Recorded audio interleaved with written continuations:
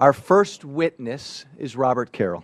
Mr. Carroll is a principal with Ernst & Young, LLP's Qualitative Economics and Statistics Group. He's an advisor to public and private tax clients on federal tax policy, including revenue and economic effects.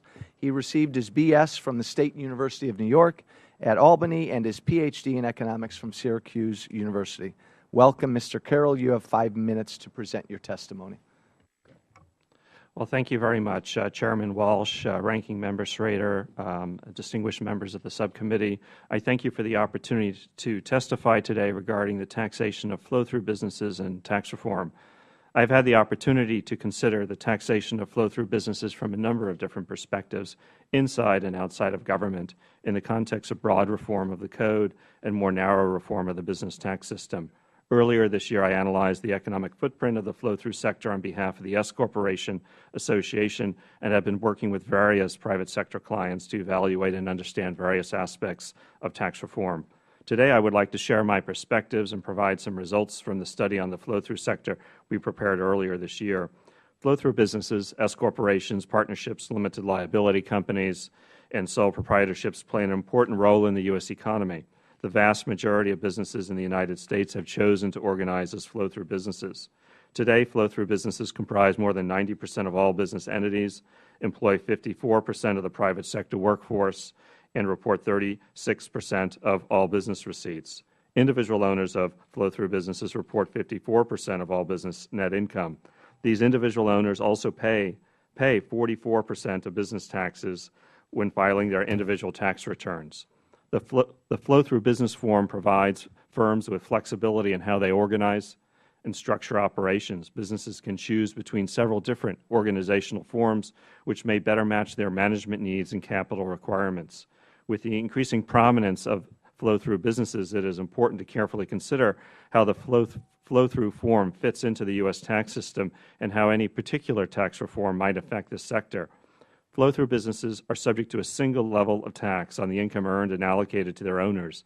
Thus, it is the tax rates faced by individual owners of flow-through businesses that affect decision-making and the economic health of these businesses.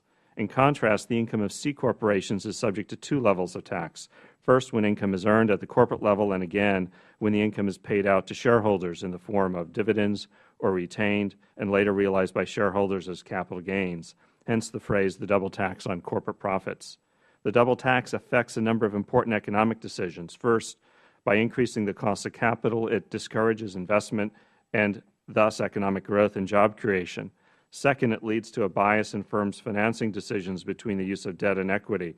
Third, it distorts the allocation of capital within the economy. The flow-through form provides an important benefit to the economy by reducing these economically harmful effects of the double tax. There is a growing consensus for the need to lower the corporate income tax rate. The United States has the second highest statutory corporate income tax rate, second only to Japan. The U.S. corporate income tax rate is also high relative to several other measures. In today's global economy, the high U.S. corporate tax rate combined with other features of the U.S. corporate income tax make it more difficult for the U.S. to attract investment and also may be adversely affecting workers' wages. With the substantial evidence that the U.S. corporate tax rate and tax system is out of step internationally, corporate tax reform is an important component of an overall approach to improving the current tax system. But the focus on corporate tax reform has also drawn attention to how flow-through businesses might be affected by such a reform. As with any such endeavor, it is important to keep in mind the potential for undesirable side effects. Corporate reform that eliminates business tax expenditures would have the unintended impact of raising the taxes of businesses organized using the flow-through form without offering the benefit of the lower corporate tax rate.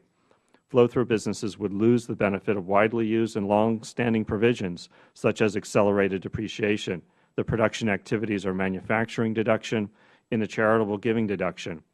In total, flow-through businesses use about 23% of the roughly $120 billion in annual business tax expenditures. Flow-through businesses are a large part of the U.S. business sector and important contributors to the economic vitality of the United States. As tax reform progresses, it is important to understand and consider all of these issues with an eye towards bringing about the tax reform that is most conducive to increased growth and job creation. The path towards tax reform will need to take into account many features of our tax system and strike a balance between a number of sometimes conflicting and competing objectives. This subcommittee should be commended for holding this hearing to better understand the role that the flow-through sector plays in the U.S. economy. Thank you, and I would be pleased to address any questions the subcommittee may have.